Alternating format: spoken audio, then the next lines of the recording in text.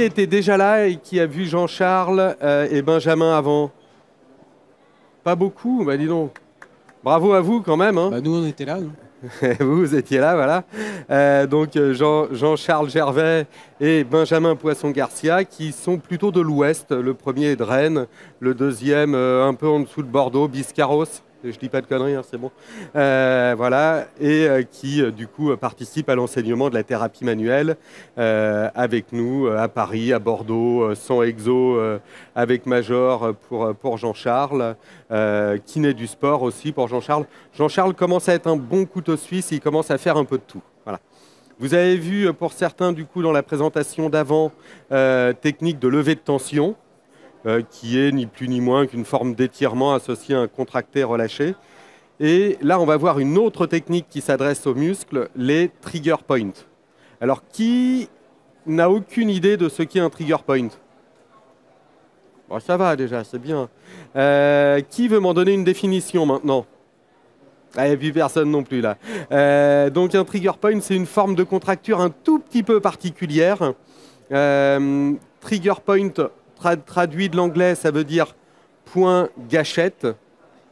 Et point gâchette qui fait que quand on va appuyer sur la gâchette en local, c'est comme une détonation, c'est-à-dire que ça fait une douleur, et une douleur assez sympathique. Vous connaissez le vieil adage, hein, pas de plaisir sans douleur. Et bien là, il y a douleur en tout cas. Et quand vous appuyez, ça fait plutôt bien mal. L'autre idée, c'est qu'en plus de cette détonation locale, ça va faire un peu comme une traînée de poudre. Alors il y a toute une cartographie, où il y a des cartographies, hein, dont on n'a pas du tout le monopole. Pour ceux qui veulent chercher ou qui ne connaissent pas les cartographies, je vous invite à regarder un petit site internet, triggerpoint au pluriel.net. Et sur triggerpoint.net, vous avez, soit vous tapez le nom du muscle, alors c'est pas en français, c'est en anglais, mais vous allez voir, il y a quand même pratiquement que des images. Donc théoriquement, les images, même en anglais, vous devriez y arriver.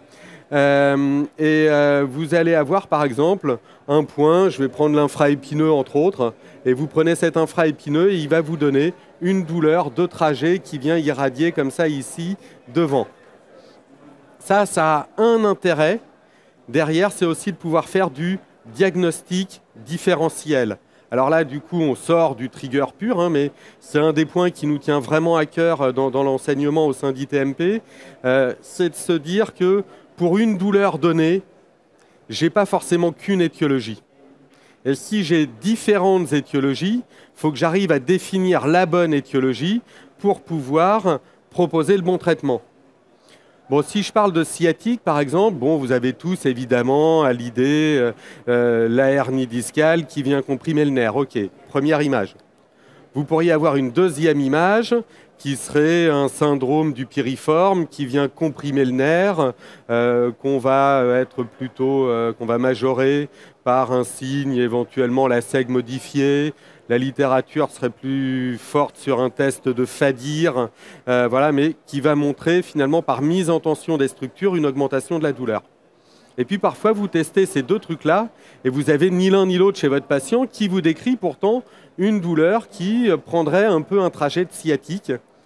Et il y a un muscle, notamment trigger, qui fait ça parfaitement bien, qui est le muscle petit fessier. Et quand vous avez un muscle petit fessier, ça vous donne exactement le même trajet, sauf que ce n'est pas du tout la même étiologie.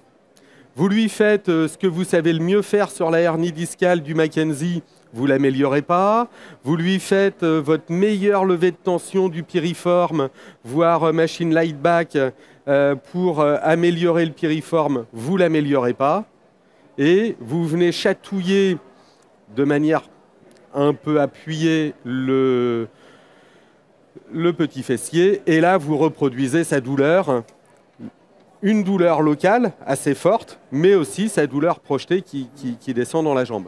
Et là, l'intérêt du trigger, du coup, c'est de pouvoir faire comme ça du diagnostic différentiel, ou en tout cas d'avoir une autre explication pour une même douleur. Donc là, on n'est pas encore dans le traitement, on est dans le raisonnement clinique, mais l'idée, c'est de pouvoir déterminer cela.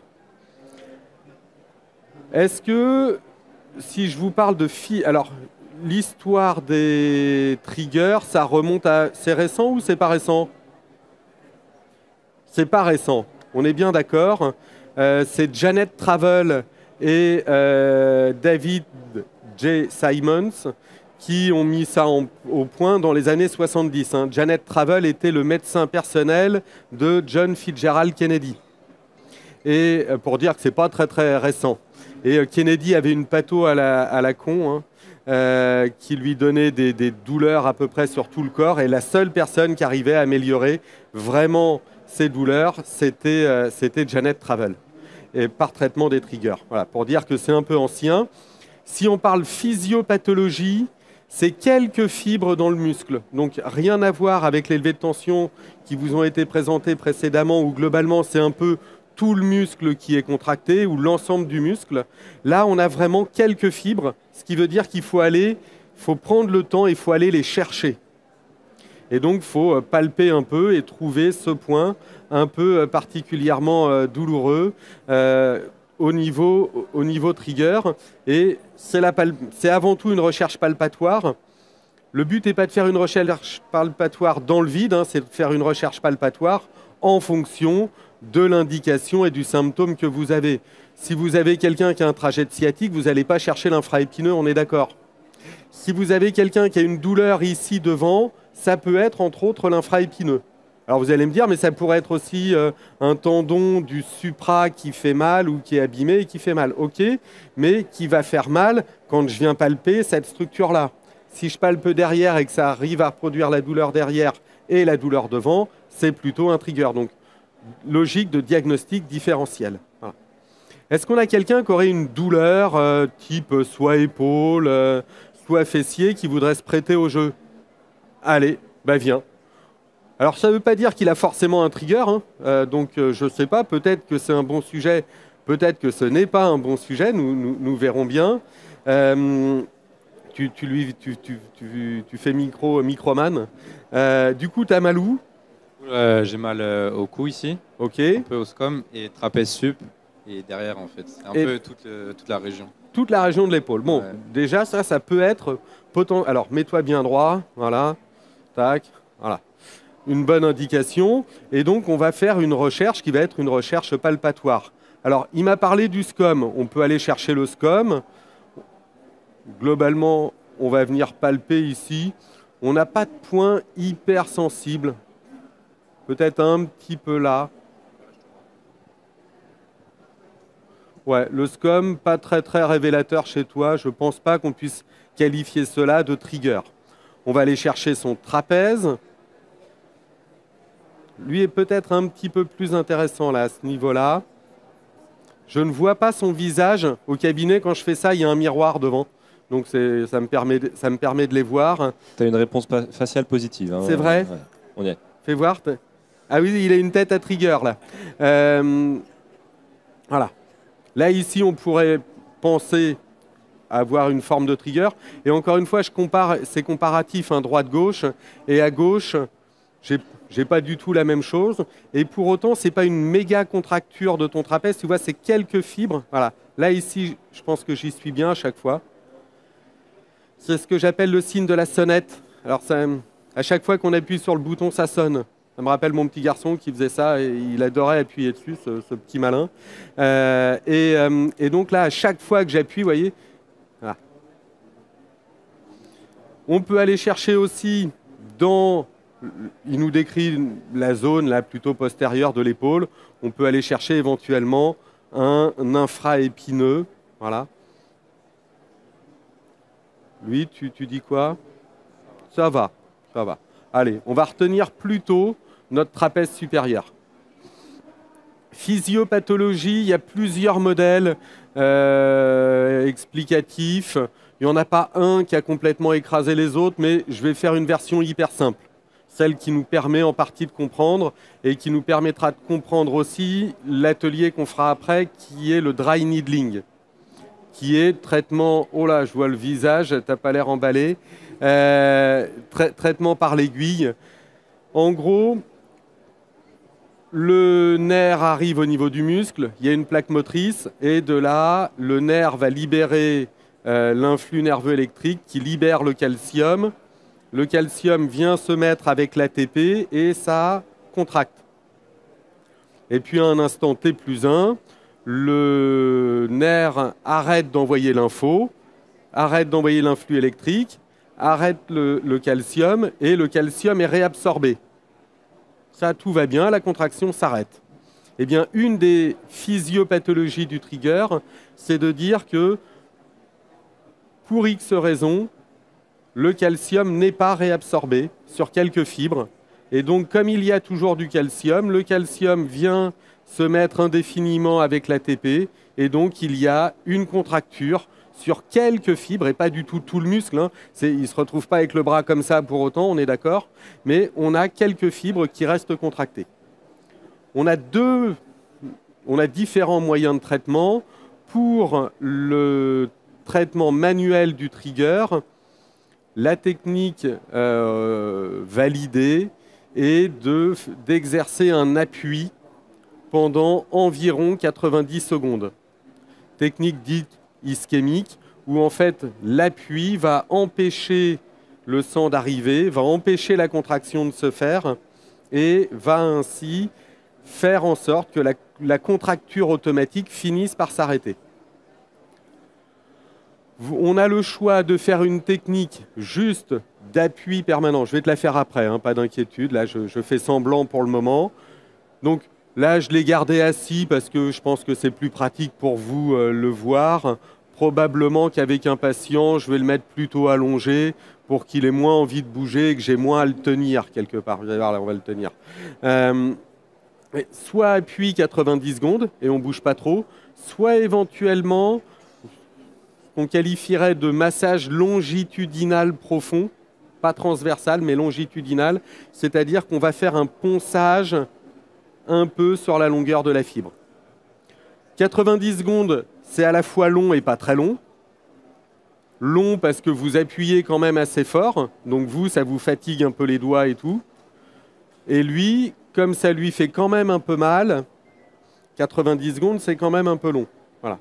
Mais en même temps, dans l'absolu, 90 secondes pour faire une technique, ça va quand même pas chercher très loin et ça a un côté pratique. Alors moi, j'aime bien les caler un peu. Hein. Voilà. Et on va prendre le point et on va... Alors, j'ai peut-être un peu bougé par rapport à tout à l'heure. Je ne l'ai pas déshabillé complètement, là. Hein, voilà. Là, ici, je pense qu'on est pas mal. Tu confirmes ou pas? Non, tu confirmes pas. Alors, je vais le prendre autrement. Là. Il y a deux types de prises. Soit vous vous retrouvez, par exemple, et on en fera un après, sur une partie haute de grand fessier et tout, et là, vous pouvez faire juste une prise en appui direct. Là, au niveau du trapèze supérieur, l'appui direct ne suffit pas ou j'arrive pas à être assez précis. Donc, on va faire ce qu'on appelle une prise en pincette. Je vais appuyer à deux doigts et venir écraser un petit peu là, ici. Voilà. Là. Là, on y est? Pas trop. Ouais. Là. Alors, il faut que je fasse gaffe de ne pas rouler. Alors, je vais choisir la technique où je fais un peu massage longitudinal pour que vous puissiez voir. Voilà ce que ça donne. Donc, j'appuie assez franchement quand même. Hein. C'est un peu fatigant à la main. C'est pour ça qu'après, quand on a fait trigger, on aime bien faire dry, où c'est beaucoup moins fatigant finalement et beaucoup moins douloureux pour le patient. Voilà. Ça va là? Ça chatouille un peu? Un peu. Là, quelque chose d'important qui fait Xavier, du coup, il demande sans cesse finalement le retour du patient. Parce que c'est vraiment le patient qui va vous dire « Ah oui, c'est là ». Quand vous entendez le « Ah oui, c'est là » ou les mimiques au niveau de la face, vous savez que vous êtes au bon endroit. Merci Jean-Charles. Continue parce que c'est quand même un tout petit peu physique. Hein, donc c'est bien quand c'est toi qui parles. D'autre part, par rapport à ce qu'on a vu tout à l'heure sur la levée de tension, on va avoir une tension musculaire vraiment longitudinale, contrairement au trigger point, on va vraiment avoir un nodule où c'est pas sur tout le long de la fibre, c'est vraiment un endroit précis où il y a vraiment un nodule et on est à côté, non, il n'y a pas forcément la douleur qui nous intéresse, on se décale un tout petit peu et c'est le patient qui vous dit « Ah oui, en effet, là, c'est vraiment l'endroit douloureux ». Et lorsqu'on appuie dessus, comme l'a dit Xavier, il y a le signe de la sonnette, ça fait très mal, et la traînée de pouls derrière, ça peut déclencher des douleurs à distance.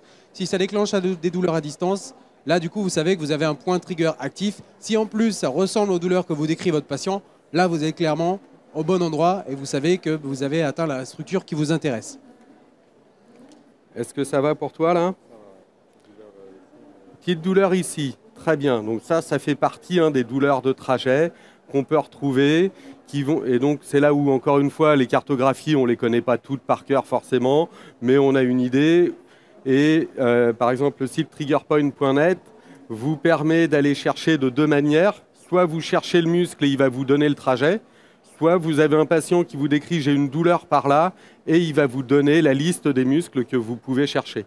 Et dans le trajet du muscle, il va vous donner par des croix les points les plus fréquents ou les plus représentatifs des douleurs. Alors après, dites pas, sur le schéma, c'était là, et du coup, ça ne peut pas être 2 cm à côté. On est bien d'accord, c'est des schémas informatifs, et ce n'est pas à 2 cm près.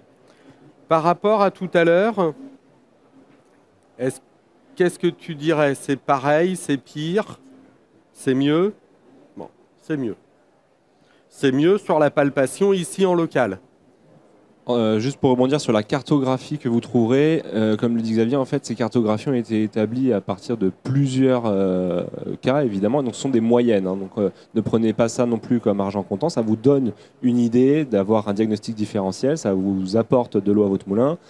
Contrairement par rapport à des topographies type sciatique ou quoi en termes de neuro où c'est beaucoup plus calibré, même si on n'est pas tous exactement pareil, on est quand même beaucoup plus calibré, ce qui n'est pas le cas là sur des triggers où c'est quand même des cartographies plus moyennes, mais ça vous permet, comme dit Xavier, d'aller sur le diagnostic différentiel, chercher déjà par exemple là sur une douleur en hémicasque, et ben je sais que on va retrouver du trapèze sup, on va retrouver du scom, et donc là ça peut déjà être intéressant d'aller chercher sur ces muscles là. Vous pouvez retrouver sur notre Insta aussi quelques cartographies qu'on met en ligne régulièrement pour tel groupe musculaire. Excusez-moi, j'aurais voulu savoir pourquoi vous laissez le muscle en tension. Parce que là, vous faites un trigger point et je vois que sur les muscles sur lesquels vous travaillez, ils luttent contre la gravité. Et je me posais la question, est-ce qu'il y a une raison particulière à ça? Ou alors on aurait pu le mettre aussi allongé sur le ventre avec une relaxation complète de l'omoplate et des cervicales pour mieux sentir la tension ou, alors j'ai déjà répondu à la question tout à l'heure, mais c'est pas grave. Comme quoi on peut se reposer la question. Et je vous ai dit oui, idéalement je les mettrais plutôt sur le ventre pour être plus en détente et pour qu'ils bougent moins. Je les gardais assis là pour que parce que quand je vais l'avoir mis là et que je vais me mettre ma main là, en gros vous allez plus rien voir. Voilà. Mais en même temps c'est pas impossible de le faire assis et on peut quand même le faire assis. Classiquement, dans la technique, on rajoute, après avoir fait notre technique compressive, bravo Jean-Charles, après avoir fait la technique, globalement, on vient faire une forme d'étirement un peu myofacial, où on vient glisser là, ici, comme ça, faire un mouvement d'étirement, où on vient un peu réallonger la fibre. Voilà. Excusez-moi, il y a ce machin-là qui sonne. Hop.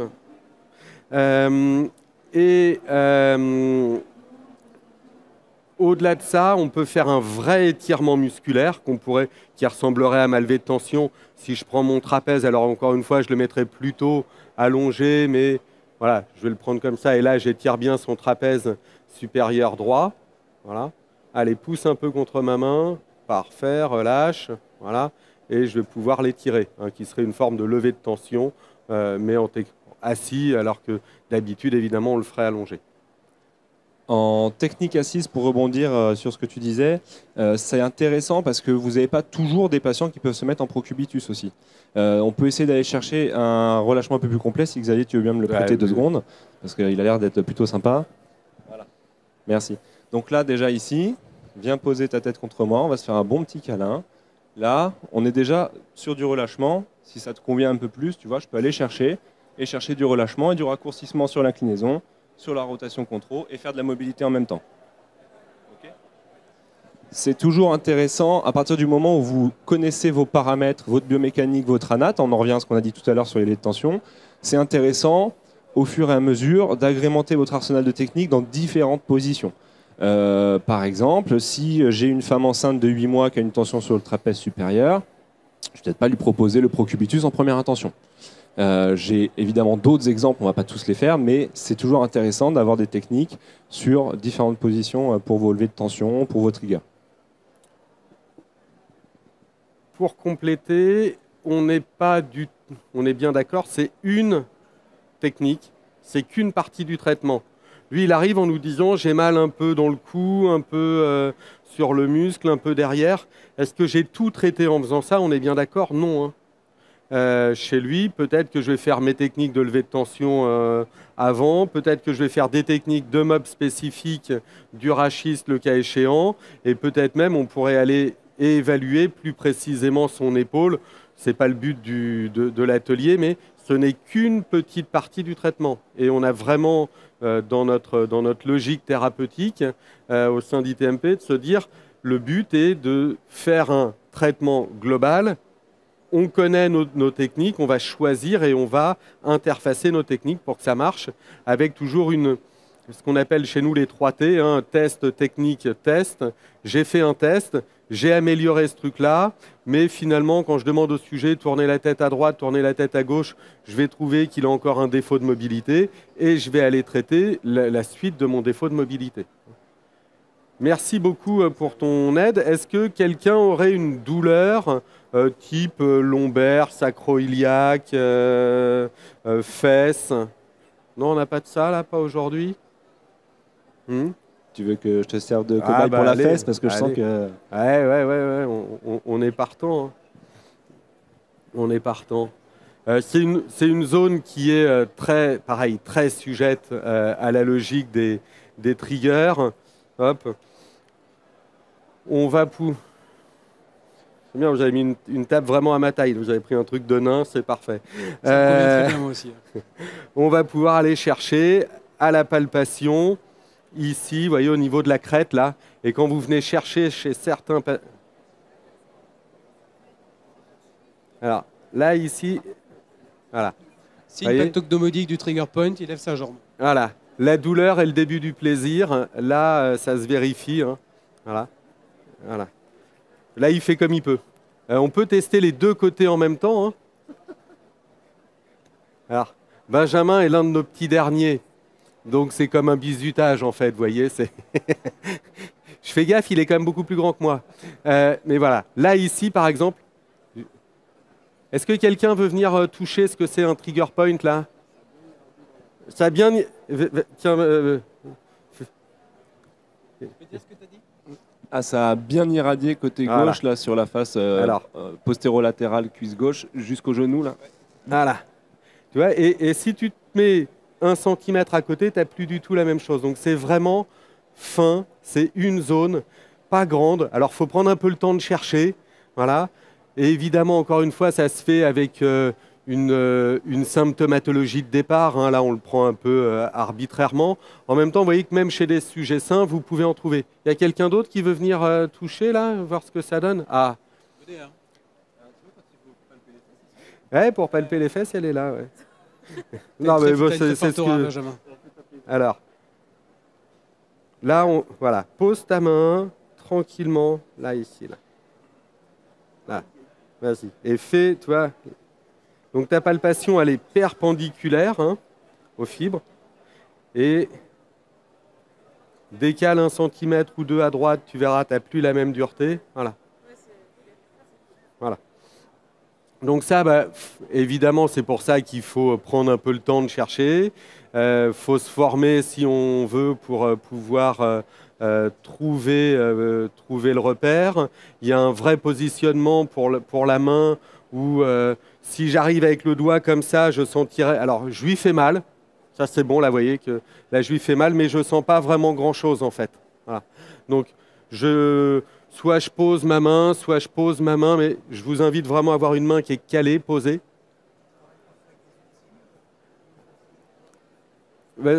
Fais-lui répéter la question, ouais, qui est une bonne question. Est-ce que tu utilises parfois des outils pour moins fatiguer tes doigts? Alors, oui et non. Dans la recherche palpatoire, non, parce que dans la recherche, il faut que j'y aille et j'y vais. Dans le traitement, oui. J'utilise pas beaucoup d'outils, malgré tout. Il y a deux types d'outils qui me plaisent sur ce genre de choses. C'est du crochetage, qui n'est pas l'indication parfaite pour le trigger, mais qui peut éventuellement servir. J'ai aussi, alors j'ai pas pensé en prendre, un mini tonfa, un petit truc en plastique qui fait en gros 1,5 cm, 2 cm de diamètre, avec un bout en forme de boule qui permet d'appuyer, et puis il y a un truc plus petit, à peu près de la taille de mon petit doigt, qui permet aussi d'appuyer. Voilà. Ça, c'est le trigger tool qu'on a au sein d'ITMP. Et puis, l'autre vrai outil que j'utilise énormément aujourd'hui pour ne pas me fatiguer les doigts, c'est le dry needling sur lequel on enchaînera après, quoi. Voilà. Ici, du coup, je vais reprendre, donc je prends le temps, vous voyez, de la palpation, d'être sûr de bien trouver mon endroit. Voilà, hein, on est là. Et donc là, vous voyez que j'arrive à la voir de manière palpatoire sans le faire crier. Alors, s'il m'énerve, parfois, parce qu'il y a des patients qui vous énervent, j'imagine, je ne dois pas avoir le monopole, parfois, s'il m'énerve, on peut appuyer un peu pour voir si vraiment il aime bien, quoi. Voilà. Et ici, une fois que j'y suis, eh bien, je vais reprendre ma technique comme tout à l'heure, qui va être une technique en plusieurs temps. Premier temps, c'est plutôt le côté compressif ischémique, qui est vraiment la technique décrite pour le trigger. Mais après, on sait qu'on a une forme un petit peu d'étirement myofacial, plus éventuellement une forme d'étirement du muscle. Voilà. Du coup, là, on va faire la technique, hein, tant pis, hein, Benjamin. Hein, bon, merci d'être venu, hein. Il ne reviendra peut-être pas, mais voilà. Donc, j'appuie. Soit je reste vraiment à l'endroit le plus sensible, voilà, et on tient. Oui, là, tu peux m'insulter, tu as le droit, là. Ou alors, je peux faire une technique avec mouvement plutôt longitudinal sur la fibre, voilà. Et dans le sens de la fibre que j'ai eu à la palpation, hein, voilà. Là, j'avais un peu glissé sur le côté, je crois, non? C'est mieux là, hein? Tu préfères? Ouais. Voilà. Donc c'est vraiment la main qui vous guide, hein? Voilà. Alors on pourrait débattre pendant des heures sur la palpation, c'est bien ou c'est pas bien. Vous verrez que plus vous apprenez à palper, plus vous utilisez votre main et plus vous êtes fin. Alors au début, c'est un peu compliqué. Et après, la palpation, encore une fois, elle ne se fait pas dans le vide et chez tout le monde. Elle se fait dans un contexte clinique de quelqu'un qui se plaint, qui a une douleur qu'on va reproduire, ou en tout cas avec une étiologie qui est proche de celle qu'on avait et pour laquelle on soigne le patient. De la recherche du point trigger, là, ce qu'a fait Xavier, il va d'abord palper de manière transversale pour trouver la fibre musculaire responsable et ensuite il va suivre en longitudinal pour trouver le fameux nodule et le fameux point trigger. Bon. Derrière, je vais faire, voilà, par exemple, juste ça en technique d'étirement myofacial. Cette prise toute con là où vous utilisez un peu le dos de la main pour le faire, globalement, elle marche très très bien. Voilà. Alors si vous me dites, moi je préfère faire comme ça et tout, il n'y a pas de sujet, hein, ce n'est pas la bataille de savoir si ma technique est forcément meilleure que celle du voisin, c'est plus un principe un peu général. Voilà. Et puis on pourrait lui faire l'étirement du grand fessier pour compléter, ou lui apprendre à faire l'étirement du grand fessier aussi chez lui. Je ne vais pas faire l'étirement, ce n'est pas le but de l'atelier. Non mais j'aurais bien aimé que tu restes un peu, moi. Ouais, mais pas longtemps, pas longtemps. Vous voyez, après, ils sont contents de partir de chez vous. Hein. Est-ce que tu veux venir le repalper? Bah oui. Parce qu'en même temps, on vous dit les 3 T. Hein. Donc, est-ce que tu as la même sensation que tout à l'heure? Voilà. C'est mieux, ouais. On ne ressent plus le nodule de tout à l'heure. OK.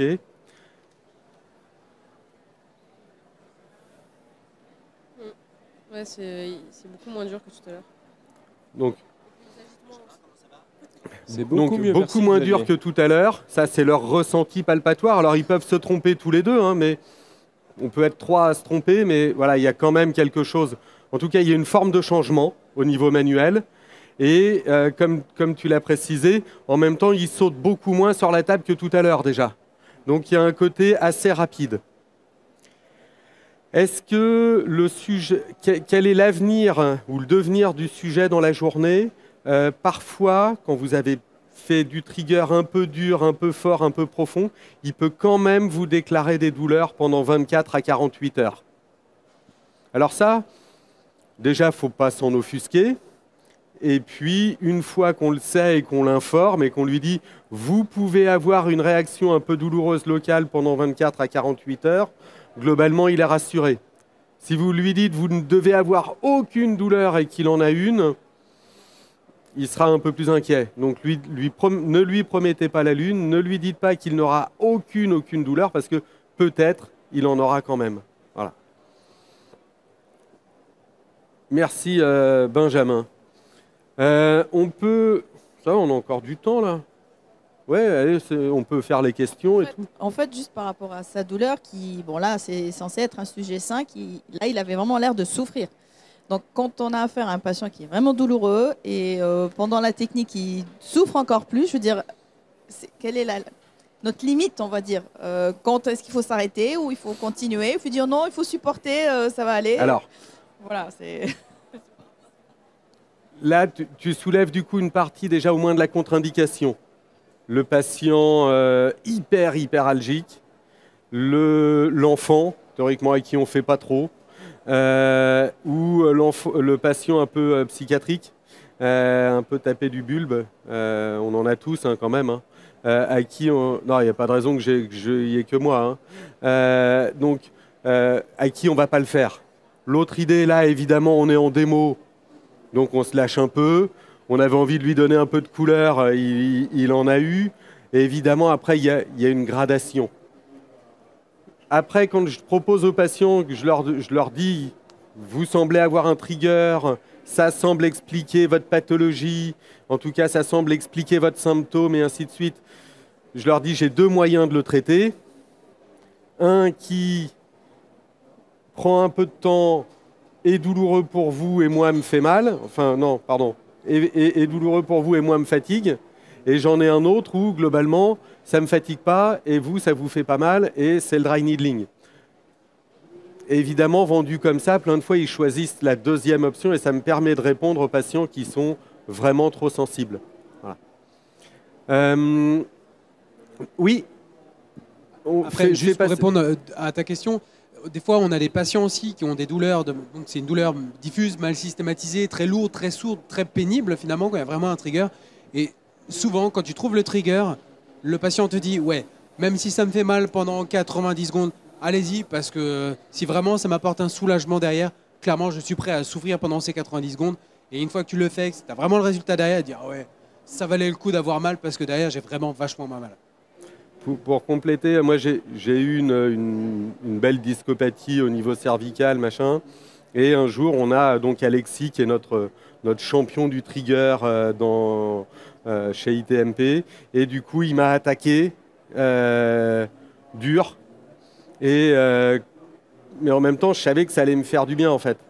Du coup, je lui ai dit, bah, tant pis, vas-y, quoi. Enfin, fais-toi plaisir, hein, lâche-toi.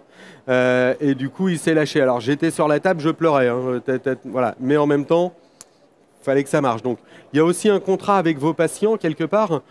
Et alors là, on sort de l'unique trigger, hein, et on peut aller à la question avec vos patients. Qu'est-ce que vous êtes prêt à faire pour aller mieux, en fait? Et qu'est-ce que vous êtes prêt à faire comme exercice vous-même, comme pendant le soin, comme machin? Parce que si c'est juste un peu de massage à la crème et avec ça, j'espère que j'aurai plus jamais de douleur. On connaît le résultat, il est modeste. Et donc, faut aller plus loin. C'est aussi un moyen d'obtenir l'adhésion. En cours à l'école, on a vu que la technique de Jones, ils nous l'ont présentée comme étant un trigger point avec mise en course interne du muscle. Eh bien, c'est faux. Du coup, voilà, c'était ma question. Est-ce que le Jones, c'est ça, pour commencer? Et est-ce que c'est efficace? Parce que si on fait du trigger point et que ça fait mal, pourquoi on ne fait pas du Jones à la place, quoi? Bonne question. Ça a souvent été confondu, trigger point et tender point. Et donc, les mots sont assez proches. On n'est pas toujours très fort en anglais, moi le premier. Et en fait, tender point, c'est plutôt un point de tension. Il y a une cartographie des points de tension. Et d'ailleurs, dans les points de Jones, il y a des points musculaires, mais il y a aussi un tas de points qui ne sont pas vraiment musculaires. Par exemple, tu as tous les points AT1, AT2, AT3, AT6, là, antérieur, thoracique 1, antérieur, 1, qui sont des points qui sont là, ici, en appui sur le sternum. Et donc là, il n'y a pas de vrai muscle. Hein. Enfin, globalement, pile sur la ligne médiane, globalement, il n'y a pas de muscle. Et du coup, c'est donc pas des points dits trigger point avec la physiopathologie qu'on a expliquée ou qu'on s'est donnée tout à l'heure. Les tender points, c'est une logique d'aller vers la course interne, mais classiquement pas en course interne max. Voilà. Et c'est trouver plutôt vers la course interne, mais la position qui donne le maximum de relâchement. Alors la modalité n'a rien à voir en termes physiopathologie et en termes de logique de traitement. C'est plutôt obtenir une absence de signal électrique. Il y a un truc qui est un peu trop court. Si tu te redresses, tu tires sur ton truc trop court. Et ça, quelque part, ça balance de l'info électrique. Et cette info entretient, quelque part, l'état de tension. C'est la physiopathologie retenue par Jones ou Jones et consorts, parce qu'on dit toujours Jones, mais il n'y a pas que lui. Voilà.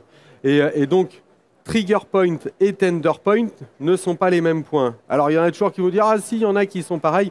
Évidemment, quand vous commencez à mettre 200 points de Jones sur un bonhomme, 200 points trigger et 200 points d'acupuncture, quand vous regardez, vous dites, il y en a plein qui sont pareils. Oui, forcément, là, il y a un moment, ils ne vont pas être très très loin. Jones, c'est très bien. Trigger, c'est très bien. Ce n'est pas la même indication, ce n'est pas la même physiopathologie. Il ne faut juste pas confondre les deux traitements. Voilà. Après, on comprend que finalement, dans notre logique musculaire, ou dans notre désordre qu'on qualifierait de musculaire, on a vu, certains ont vu avant les levées de tension, c'est un modèle explicatif. Les trigger points, c'est un autre modèle explicatif. Et les tender points, c'est encore un autre modèle explicatif. Il n'y en a pas un qui est vraiment meilleur que les autres. Après, pour aller dans ton sens, le patient qui a hyper mal et que je ne peux rien faire et tout, je ne vais pas utiliser trigger qui va encore lui faire plus mal. Je vais peut-être utiliser Jones tender point, positionnement, relâchement vers la situation courte. Alors, je fais comme ça pour un point antérieur. Si vous imaginez ici un point postérieur, la situation courte, elle serait plutôt de cet ordre-là. Hein. Donc, ça dépend vraiment de l'endroit. Et c'est un autre moyen de traitement. Voilà. On a une formation d'inhibition tender point. Voilà. On n'a pas choisi de la montrer là, ici, pour les ateliers. Une autre zone qui est quand même très fréquente de trigger point, c'est tous les trigger points au niveau occipital, cervical, et qui vont vous donner des symptomatologies, par exemple, comme les céphalées. Alors, tout à l'heure, tu nous l'as fait un petit peu, ou quand je suis venu te chercher le trapèze, tu m'as dit « ça vient chatouiller un peu par là hein, ». Cette douleur en hémicasque qu'on retrouve dans des pathos comme la patho cervicale, nerf d'Arnold, sous-occipital et ainsi de suite, mais qu'on retrouve aussi vraiment avec des trigger points, là ici notamment au niveau du muscle temporal ou au niveau parfois des muscles massétaires qui peuvent vraiment nous donner des douleurs à type de céphalée, de migraine et où le traitement trigger les améliore. Pourtant, quand on appuie dessus au début, c'est pas franchement agréable. Ça a plutôt pour effet le premier jour d'augmenter un peu les douleurs de type céphalée et migraine. Par contre, les gens reviennent après et vous disent « faut recommencer ». Voilà. Quand le patient revient et vous dit « faut recommencer », moi j'ai des patients qui reviennent, qui me disent, ou qui m'appellent, qui me disent « je veux revenir, mais juste vous me mettez les aiguilles là parce que ça m'a vraiment fait du bien ». Voilà. Au début, les aiguilles, on n'aime pas trop ça. Enfin, moi, je n'aime pas spécialement les aiguilles. Et quand on se met les aiguilles ou quand ils viennent réclamer l'aiguille, c'est qu'ils ont quand même compris que ça avait changé quelque chose à leur vie, quoi. Est-ce qu'on se cherche, on a encore quoi ouais, on a encore 5 minutes. Est-ce qu'on se cherche un autre trigger chez quelqu'un là? Il y a quelqu'un qui aurait une douleur quelque part, une douleur d'épaule ou non, pas là. En fait, vous êtes des kinés qui avaient mal nulle part, c'est merveilleux. Ah, Une volontaire?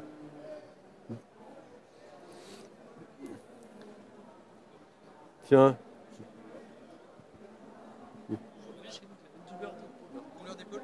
Alors, on va faire. Évidemment, on se fait un tout. On va rester comme ça déjà pour le moment, mais un tout petit. Tiens, je te laisse le micro. Ouais. Un tout petit peu d'interrogatoire. Douleur à l'épaule où, quand, comment, combien, pourquoi? Épaule gauche. Épaule gauche. Je suis nageuse. Oui. Et j'ai poncé des chaises. C'est suite à ça. J'ai poncé une chaise. Ok. Alors, ça, c'est très bien. C'est un des points que je n'ai pas évoqué. Dans les facteurs favorisants, c'est un effort régulier. Par exemple, des gens qui font de la course à pied et qui vous disent « j'ai régulièrement un trigger ». Alors là, ça, c'est Jean-Charles, le champion de la course à pied. C'est pas moi. Moi, je ne cours pas. Ça se voit, d'ailleurs. Ou alors, à l'inverse, j'ai fait un effort que je ne fais jamais.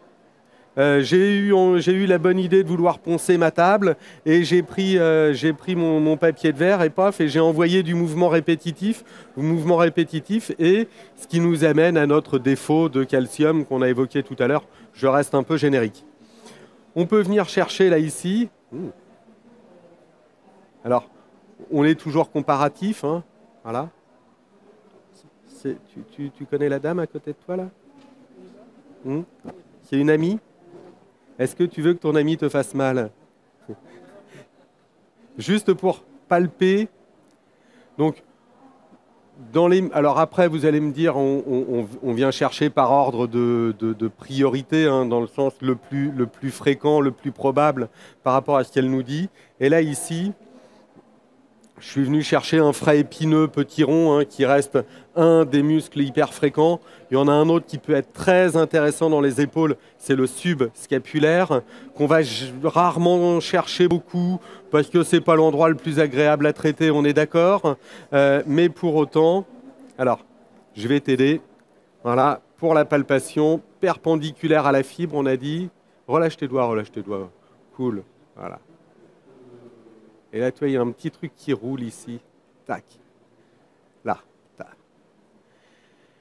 Et ça ressemble éventuellement à un petit trigger de l'infraépineux qui a en plus une tendance à favoriser un peu, alors même si le terme de décentrage est plus très à la mode, si vous en parlez à Fred Srour, par exemple, il ne va pas vous dire que le décentrage, c'est un truc qu'il retient, mais pour autant, le fait d'avoir une tension comme ça ici derrière, en serrant derrière, ça a un effet de pousser un peu la tête en avant.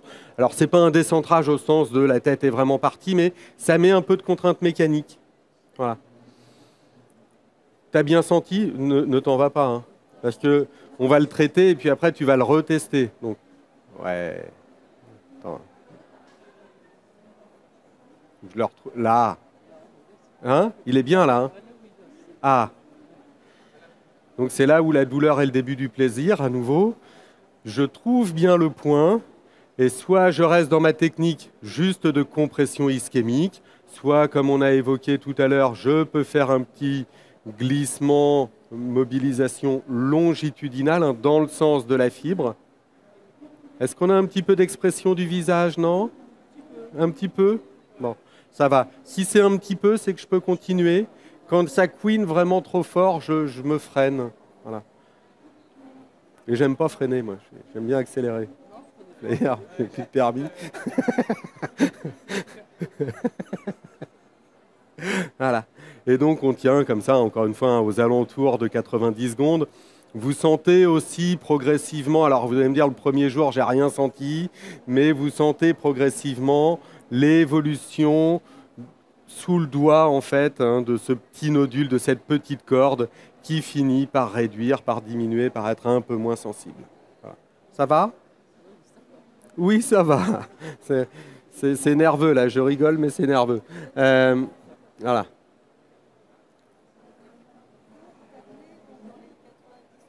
Oui, on peut alterner d'être un peu statique, de bouger un peu et tout. Voilà. Alors, ça donne chaud? Non, ça va? Il faut se méfier parfois des réactions un peu neurovégétatives du patient. Hein. Voilà. On avait un collègue comme ça, Gilbert, il aimait bien sur les techniques trigger ou fascia, lui rentrer dedans, il avait fait du rugby beaucoup, il avait traité beaucoup de sportifs, et donc en cours, il avait un jour, il montre bien comment il faut faire, il montre, et puis alors il y va franco, hein, il montre bien pour que tout le monde voit bien et tout. L'étudiante s'est relevée et bah,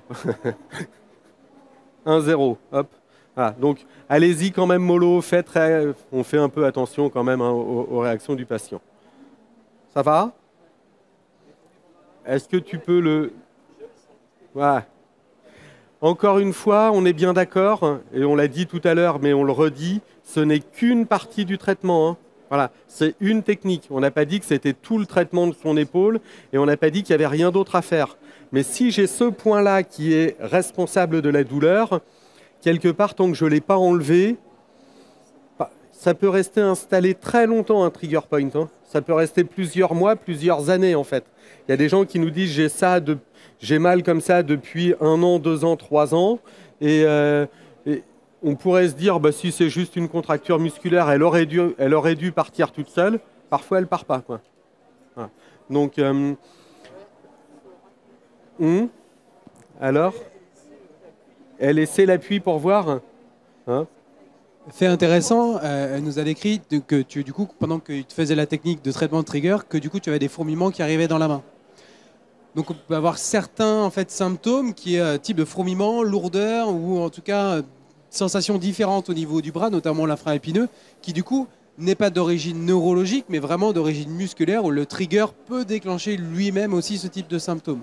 Donc c'est intéressant, ça nous permet aussi dans le diagnostic différentiel, où là, le fait d'aller chercher le trigger, si ça redéclenche les mêmes symptômes, même des fourmillements, eh ben, ça peut être du point trigger.